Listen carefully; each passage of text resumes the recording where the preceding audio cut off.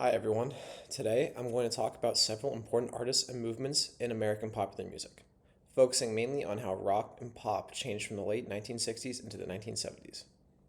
The topics I'll be covering are Sgt. Pepper's Lonely Hearts Club Band, Janis Joplin, Jimi Hendrix in the 1970s transition between rock, disco, and the pop mainstream, Carole King and her song It's Too Late, and finally Led Zeppelin. Even though these artists and styles are pretty different from each other, they all show how popular music was becoming more diverse. Music in this time period isn't just about having a catchy song on the radio anymore. Artists were experimenting with sound, image, technology, and even ideas about their identity and culture. Now, for Pepper's Lonely Hearts Club Band, I'll start with the Beatles and their 1967 song. By the time this album came out, the Beatles had already gone from being a successful pop group to becoming much more experimental musicians. One important reason for this was they had stopped touring. This gave them more time to work in the recording studio and treat the studio almost like another musical instrument. Sgt. Pepper is important because it helped change the idea of what a popular album could be. Instead of simply recording a collection of songs that could be performed live, the Beatles used different instruments, studio effects, tape manipulation, orchestration, and unusual arrangements. The album also has a kind of theoretical concept. The Beatles present themselves as these fictional Sgt. Pepper's Lonely Hearts Club Band, which allow them to experiment with their image and sound. Musically, the album moves through a lot of different styles. There are elements of rock, psychedelic music, vaudeville, classical music, and traditional pop. Songs like Lucy in the Sky with Diamonds demonstrate the psychedelic side of the album, while A Day in the Life combines different musical sections and creates a much more experimental listening experience. The album was also culturally important because it showed that popular music could be taken seriously as an art form. Rock music was no longer necessary, just singles aimed at teenagers. An album could have a larger artistic purpose, and listeners could sit down and listen to it from beginning to end. The idea influenced a lot of the rock musicians who came after the Beatles. Now for Janis Joplin. One artist who represented a very different side of the late 1960s was Janis Joplin. Joplin became famous as a lead singer of Big Brother and the Holding Company, especially after her appearance on the Monty Pop Festival in 1967. Her voice immediately stood out. Instead of having the polished singing style associated with traditional pop, Joplin had a rough, powerful, emotional voice. A major influence on her music was the blues. You could hear that influence in the way she used her voice almost like an instrument. She could stream, whisper, stretch out words, and change the intensity of her performance. Her style also challenged expectations about what a female popular singer was supposed to look and sound like. At the time, female pop stars were often presented in a much more polished and controlled way. Joplin's performances were much more raw and energetic. She became associated with the counterculture of the 1960s, and her music reflected the idea that rock could be emotional, rebellious, and personal. Unfortunately, Joplin passed away in 1970 at only 27 years old. Her short career had a major impact, and she became one of the most recognizable voices of the psychedelic and blues rock era. Another artist who completely changed the possibilities of rock music was Jimi Hendrix. Hendrix is probably the most famous for the electric guitar, but what made him so important was the way he approached the instrument. He didn't just use the guitar to play chords and melodies, he used distortion, feedback elements, and volume to create sounds that had not really been heard in popular music before. One of his most famous performances was his version of the Star Spangled Banner at Woodstock in 1969. He transformed the familiar melody using distortion and feedback, creating a performance that sounded almost like explosions or airplanes. This is a good example of how music and culture were connected during this period. Hendrix wasn't simply showing off his guitar skills. He was taking a familiar American symbol and turning it into something much more intense and complicated. Hendrix also helped expand the boundaries of what rock was as a genre. His music combined blues, rock, psychedelic music, and elements of jazz. His influence could be heard in countless guitarists who came after him. Like Joplin, Hendrix also passed away very young, in 1970, but his influence on rock guitar continued for decades. Rest in peace. Moving into the 1970s, American popular music became even more diverse. One important development was the rise in different subgenres of rock. Instead of rock music being relatively a unified category, it started branching out into hard rock, heavy metal, progressive rock, singer-songwriter music, and other styles.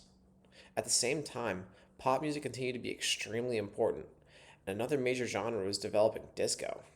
Hmm. Disco grew out of dance oriented music and became especially popular in the 1970s.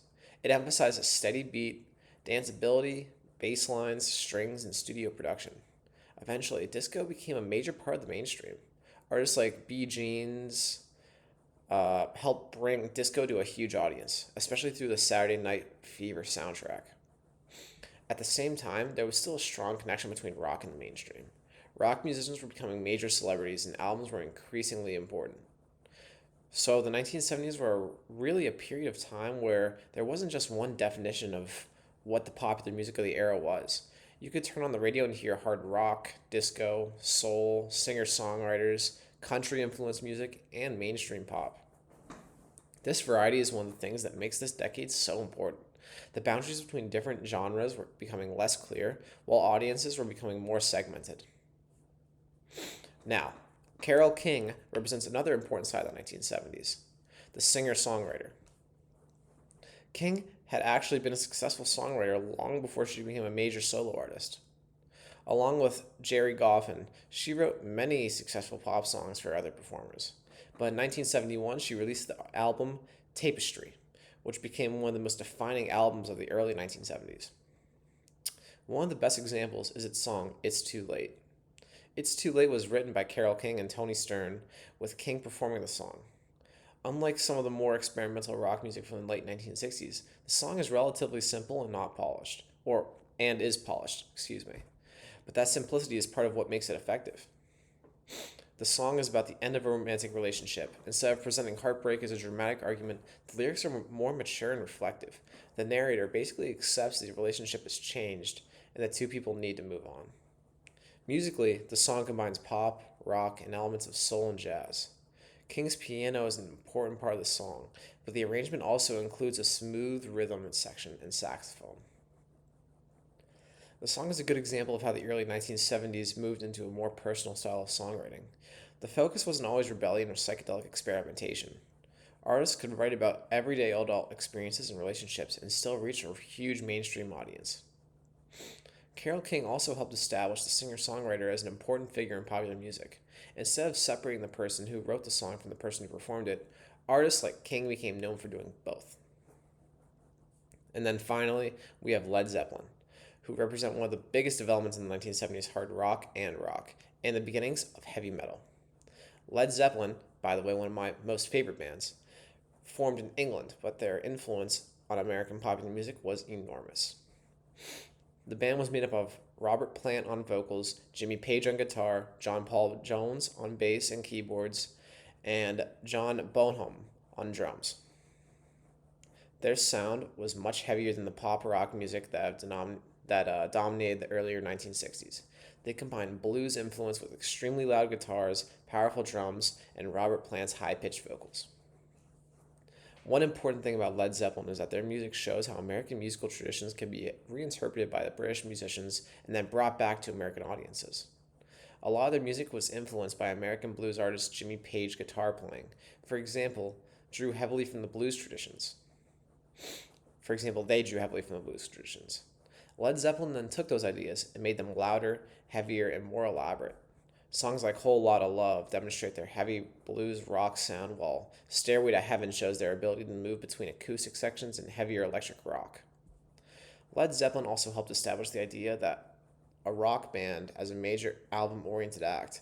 Their popularity demonstrated that audiences were willing to help them listen to songs and albums that went beyond the traditional 3-minute pop single.